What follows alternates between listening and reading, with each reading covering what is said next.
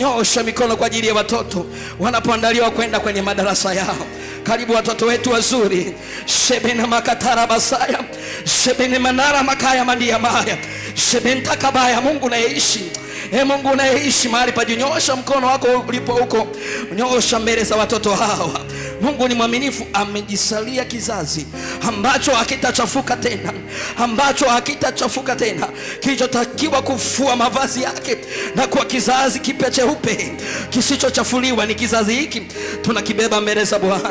Naomba kwa dakika hizi twende tuombe kwa ajili ya watoto hawa katika jina la Yesu. Baba, asante kwa ajili ya kizazi hiki. Wewe ndiye Bwana, umetupa kama hazina, umetupa kama zawadi. Jina lako litukuke, jina lako liheshimike. Watoto Bwana wa kike na wa kiume, Bwana huu ni uzao wako mwenyewe, ambao Bwana ni kizazi na masalia, watoto ambao watabeba jina lako, watabeba Mungu wa baba yao, watabeba Mungu wa mama yao. Bwana nakusihi, Bwana wasiache imani wanapoendelea kukua. Baba, na wakabisi wote kwa jina la Yesu. Baba, na wakabisi wote kwa jina la Yesu. Adui asipate nafasi, adui asipate nafasi kwa jina la Yesu Kristo wa Nazareti aliye hai.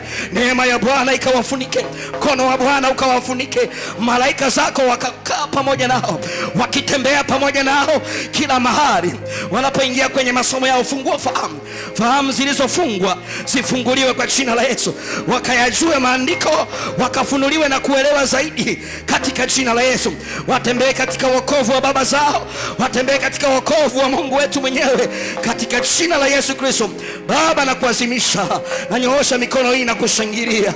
Asante Bwana kwa neema yako, jina lako litukuke Bwana, unaishi mahali pa juu. Tumpige Yesu makofi wakati watoto wetu wazuri wanaenda kwenye madarasa yao.